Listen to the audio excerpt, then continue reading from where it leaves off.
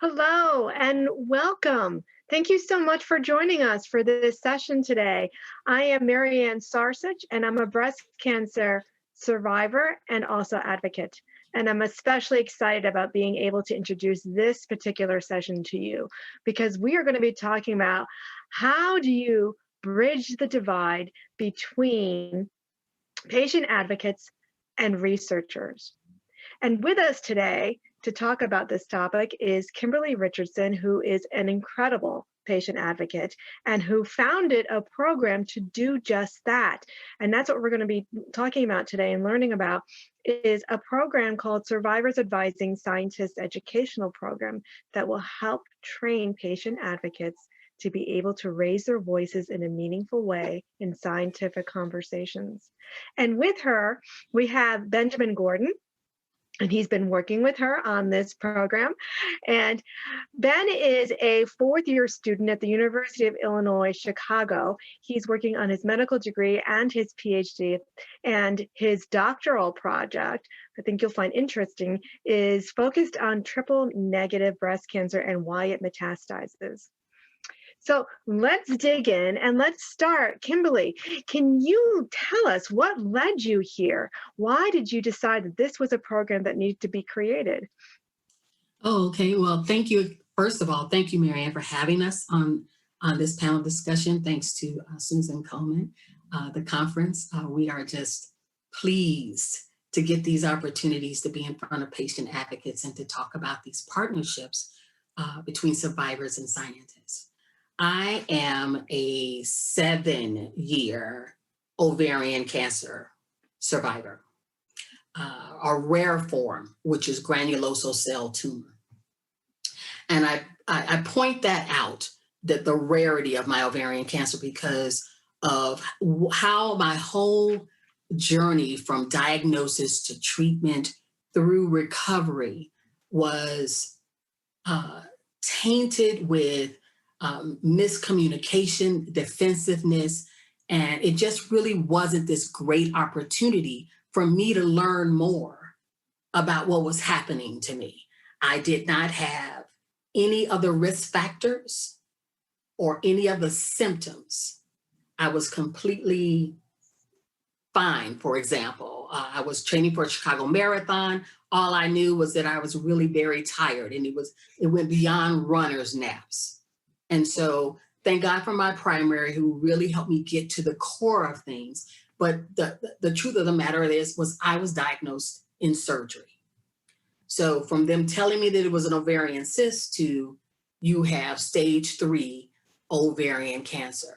And so from going from that diagnosis through treatment, asking questions, wanting to know, there is no background in my family for ovarian cancer. How did this happen? And I'll quote my oncologist at the time, who said to me, shruggingly, shrugged her shoulders and said, "I guess you're just unlucky." And it gets worse. And so this was 5 months of these 10-minute conversations before infusions, where I come in with some research, something that I wanted to talk to her about, demanding, trying to beg for this shared decision-making relationship with my oncologist, and I couldn't get it. And so after I got out of treatment, really wanted to get involved in advocacy, and came to the table and said to one of the local groups, "I love to get involved.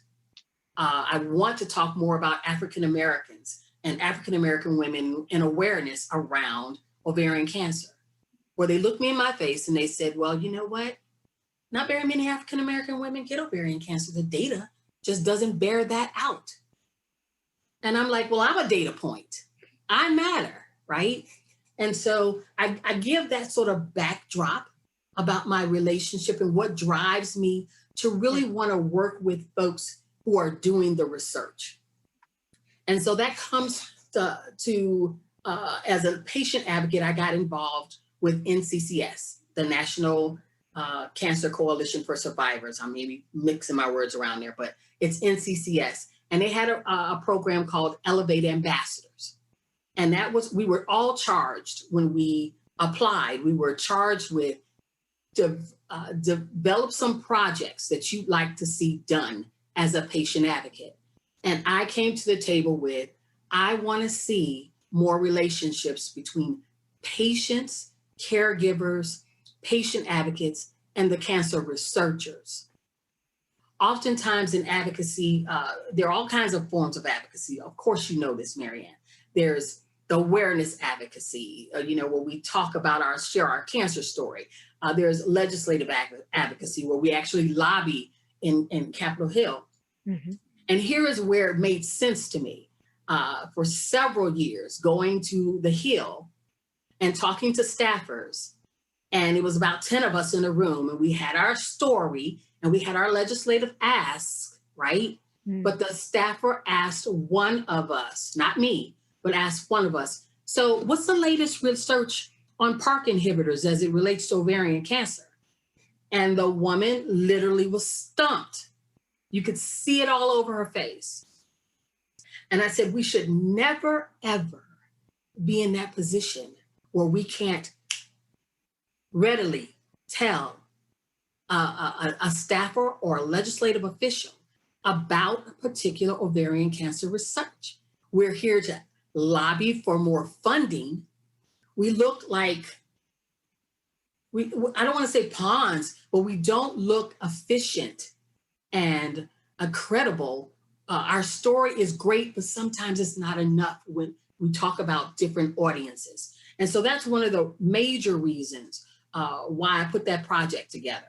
And so one of the things that I did initially to start my project was a lab visit to the cancer biology department within the UIC Cancer Center, and brought a bunch of cancer survivors from all different cancer types to the cancer biology department. And we walked through it, learned what all of the cancer trainees were working on. But more importantly, we learned their story. We learned their why, right? Mm-hmm. And one breast cancer survivor said, how is it that you come to work every day, day in, day out, trying to work on your research question, and that pathway doesn't get you an answer, and you come back the next day wanting to continue to do this work? Why do you do it? And the gentleman's answer was because my grandmother died from ovarian cancer. And in that moment, that's when you learn that everybody has a story, right? And that everything is motivated, and we all work, we're all singing out of the same hymnal, in other words. And so how do we create these partnerships that are meaningful? They go beyond a lab visit where it's like a field project, right? Where we all got on the bus with our little lunch, and then we went to the cancer lab. How do we then move that information further? And so Ben reached out to me, months later, and said, I'm working on a grant and I would love to do some work with you. I'm open to some ideas. I said, I have a field. And so Ben will move the conversation from here. But the thing I want to walk away, I want everyone here listening to us to walk away with, is that the Survivors Advising Scientists educational program is about these training modules, yes, but it's also about how patient advocates can come to the University of Illinois Cancer Center and incubate an initiative. What do you want to do with researchers, regardless of your cancer type? I am in a unique position where our director really believes in community to bench, not the other way around, so that patients should be involved in every aspect. And I am representative of that. I get an opportunity to be a part of the gynecological disease team. I get an opportunity to sit on the education and training committee of our cancer center. I get an opportunity to work with people just like you, Marianne, with exciting ideas and give you that infrastructure to move that idea to an initiative, to something that could possibly be funded. And so I'm excited about the opportunity to speak with everybody here today. I want to make sure, I know that Ben is going to give you guys our email address, but this is just one of the great projects that we got started.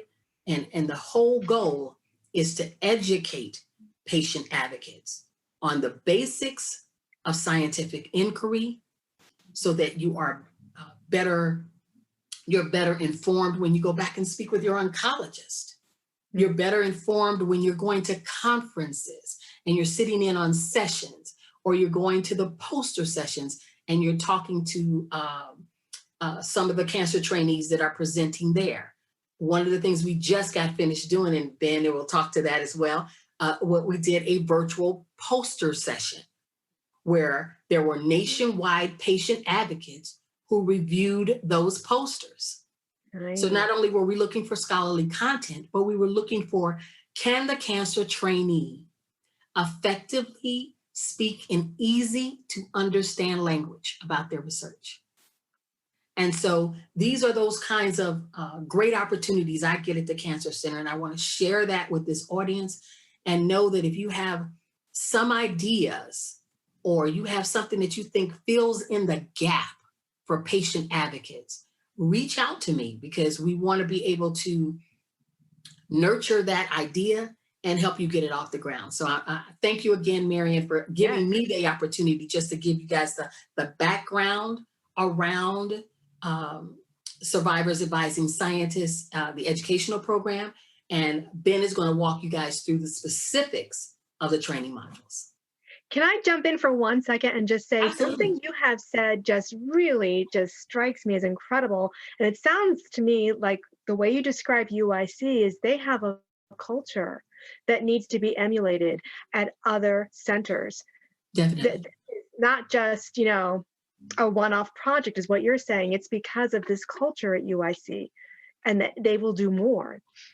Yes, I agree. I think the patient advocates are going to be thoroughly woven into the ecosystem of that cancer center. We are going to be involved in all kinds of things in terms of the infrastructure through the College of Nursing, the College of Medicine. I am pushing to get patient advocates on tumor boards, because our voice needs to be there. I want to talk about relationships within the supportive care arena. How are we really getting this information to the underserved and marginalized in our catchment area in Chicago, right? And so there's such a breadth and width of information and possibilities and opportunities for patient advocates. What's most important is scan your individual environment, find the gap, and fill that gap. Be that person that fills that gap. Mm-hmm. Great advice.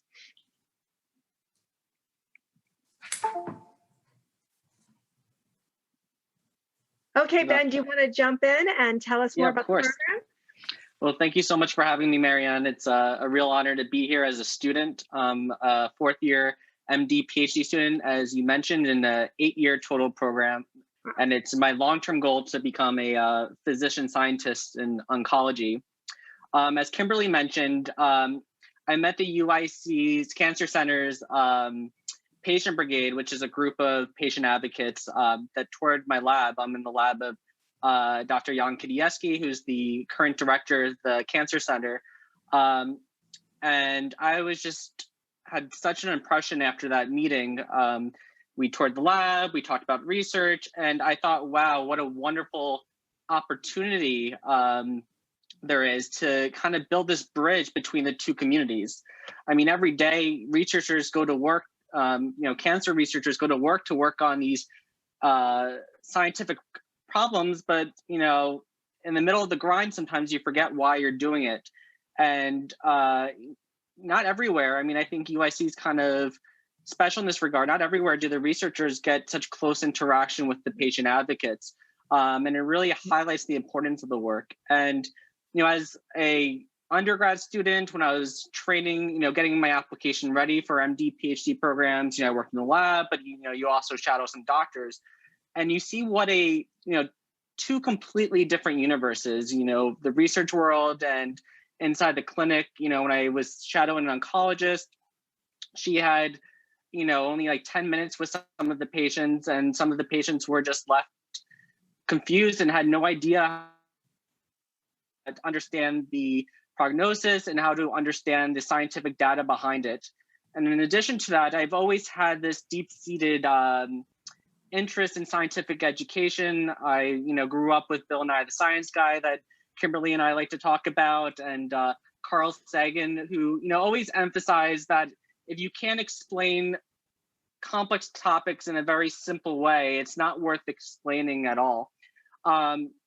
So after I met the Patient Brigade in August 2019, around March 2020 is when I reconnected with Kimberly under her leadership to move forward with this program. And interestingly, it was right around the time that the COVID-19 pandemic was happening. And I just think that's worth noting because we created this online modules right when Zoom was becoming popular. And, it was kind of a learning experience. And now with all these virtual conferences, I feel like the SASEP, the Survivors Advising Scientists educational program, is a perfect tool for anyone to be able to access. It's publicly available.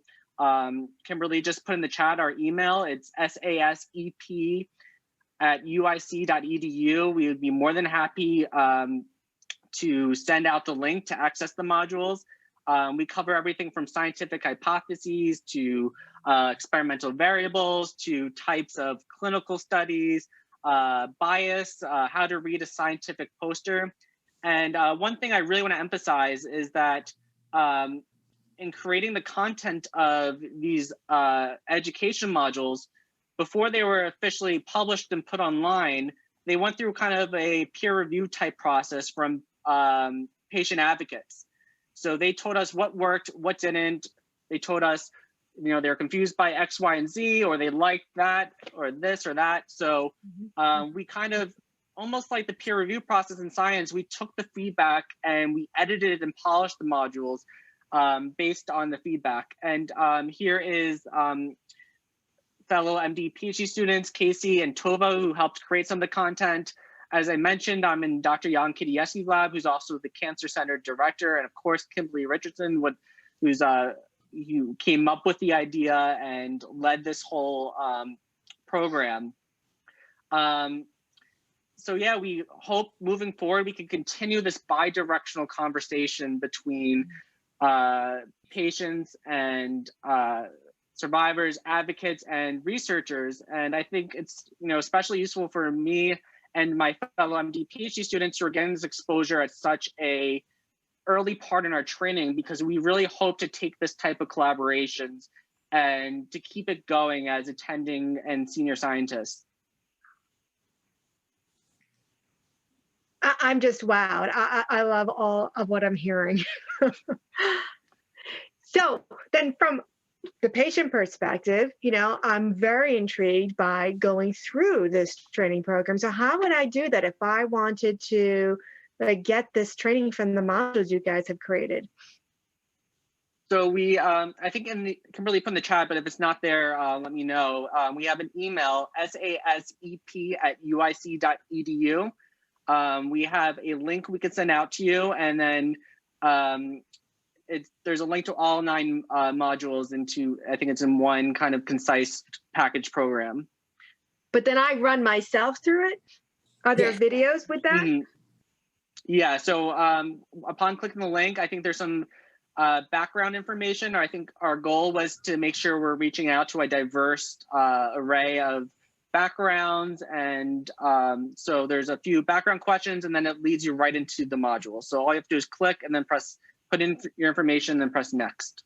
And then it takes you to the first module, and then it's in sequential order. And you do it at your own pace, right? Because it's not something that, if you don't finish it today, you got to start all over again. It's not designed that way. And so you can save where you are and come back. And we even have quiz questions. Again, it does not mean, it's a pass or fail situation. Like if you totally bomb on the quiz questions, it's like it gives you an opportunity to go back. Each module is only about, on average, between 7 to 9 minutes long. So we don't want to bombard you with a lot of stuff. It's just the basics of scientific inquiry. Secondarily, the quizzes are there, and you can actually get a certificate at the end that you can print out, right? That is something that you can put a part of your CV, that I have taken 2.5 hours worth of research advocacy training. And I think that it's comparable to some of the things that are already out there. Again, we weren't interested in reinventing the wheel. When I first got into advocacy, I started looking for the organizations that were doing things around research. And my background is in urban planning and public policy. And so I have postgraduate work where I've done research, so I understood how research is designed. And I can honestly tell you that when I went and did those modules, they were starting off with biosimilars. And for the average cancer patient, that's not the jumping off point. No, it's not. No, that's the advanced point. Yeah, and that can seem intimidating and push you back, right?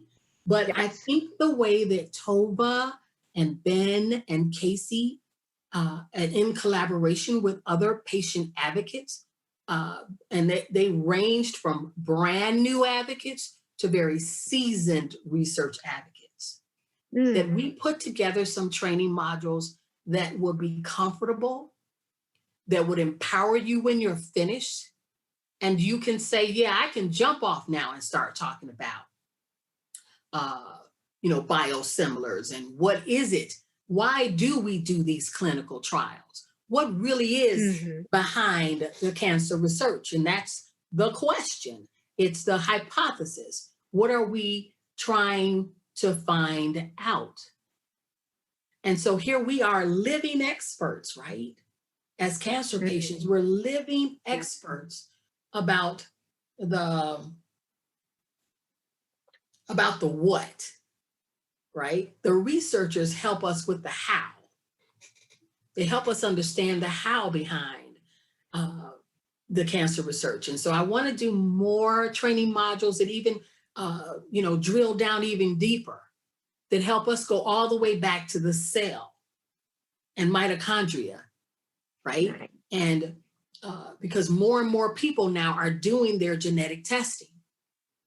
And even I got mine back and I read it and still needed a consult. I was like, okay, I still don't get what this means. Even with your background, yeah. And like, I need a consult on this genetic testing result, right? It just begins to empower you. And the thing that it does is you start asking yourself, what else don't I know? Right? So when we start doing these 9 modules, then it became questions about who's out there who's effectively described clinical trials in an easy to understand way. Not those cartoons that you see, right?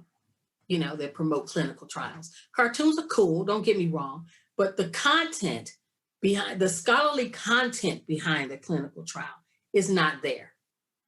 And so how do we get the living expert, that patient advocate, that person educated and empowered, so that when we start talking about the possibilities down the road, the possibilities become better educated when we talk with legislators about funding for ovarian or about cancer research in general, for MBC in general and in specifics. We become better educated when we are asked to be on panel discussions as reviewers for funded projects. And even hopefully down the road, we are asked to sit at the table at the beginning of the research design. Oh, wow. So we bring our living expertise, and then we couple that with our basic, clear, concise understanding of cancer research and the impact that we can have in terms of a bi-directional relationship. Right now, what we're seeing in the space is more about one-directional conversations. Let's have a podcast or a webinar where we talk to Dr. So-and-so about X. And then it's all of us clamoring to get our questions in. Yes, yes. And then the moderators, oh, we ran out of time. We have no more time to talk. And you're stuck, right? Your question can't be asked. So we need to find ways to create bi-directional conversations where the person gets to hear from us as patient advocates. We are just not in these passive positions where we're just listening, but where we've been trained, we've been educated, and we can be placed in positions where these bi-directional relationships can occur. That is the ultimate goal of Survivors Advising Scientists. Kimberly, everything you said is just making me go, wow. But I love this term that you have said several times, living expert. That is what we are. We don't have the PhD, but we are the experts on our condition, on our bodies, and what we're living with the disease and the treatment. So that's very empowering to be able to think in that framework as a patient advocate. Yes. I mean, we go from survivors, and when our treatment is over, we make choices. You know, we can either go on with our lives, or we can get involved in advocacy. And what more, and I want to make sure I stress that this type of advocacy is not for everybody. Some people really do like doing awareness advocacy, right? Showing up at the local health fair, passing out the cards, wearing the t-shirt for their cancer type. That's cool. Listen, the need is huge. There is a place for everyone to raise their voice. The road is wide for everybody to be on in terms of patient advocacy. Yep. This is my lane. This is the lane I chose to be in. And so I get an opportunity to do more from this vantage point, because I can have conversations with people like Ben, Casey, and Tova, and Dr. Kieski as our director of the Cancer Center. And you will have those opportunities as well if you're interested in sort of incubating an idea there. We have such an incredible staff of folks who believe in patient-centered research. It sounds like it. So here's a question for both of you is, let's say now I go through all of your modules and I get my certificate. Do you have then a second training that I could go through that would help me then navigate? How do I get my seat at the table? Because that's my ultimate goal. And how do I navigate the system now that I have information and better understand the scientific process? Yeah, I think I'll answer that in one way, because like I said, that road with all this patient advocacy stuff is out here, that we don't want to get into somebody else's lane, right?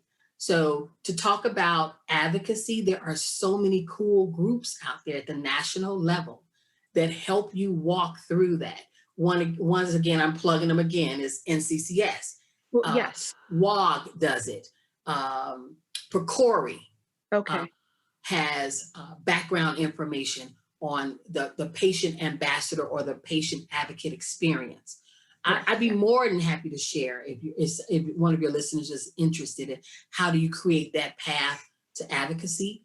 For me, as I said, I started out in awareness advocacy, doing the 5K, walks and runs, to then getting involved in legislative advocacy, where I went to the Hill and spoke and did the whole legislative asks around funding.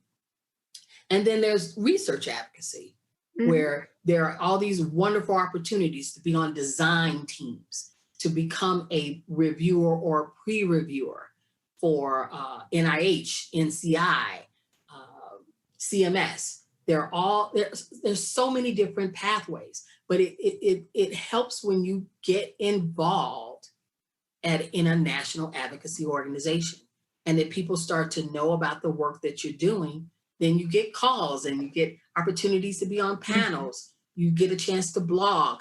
So many of my opportunities came from blogging.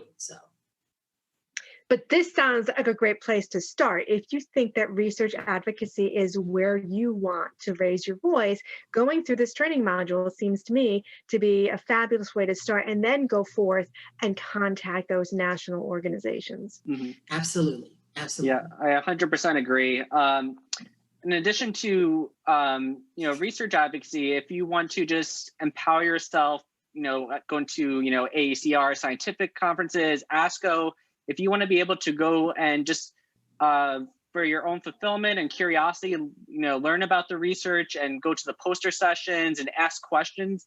The goal of these modules in part is to, help you understand the framework of science. There's so much jargon in science. If you go to posters, there's p-values and asterisks and all these different terminologies that, kind of muddy the water, if you will. And it kind of almost becomes like an insiders club where people are only speaking this kind of foreign language. So yes. Hopefully this is a good first step in terms of being able to, no matter what direction, if it's advocacy or if you want to become involved in the scientific process, grant review, this will hopefully empower no matter which directions you want to go. In addition, in terms of next steps, these 9 modules cover a lot of ground, but not all the ground. So if anyone wants to reach out and contact us at our email, sasep@uic.edu, we're looking for more content ideas.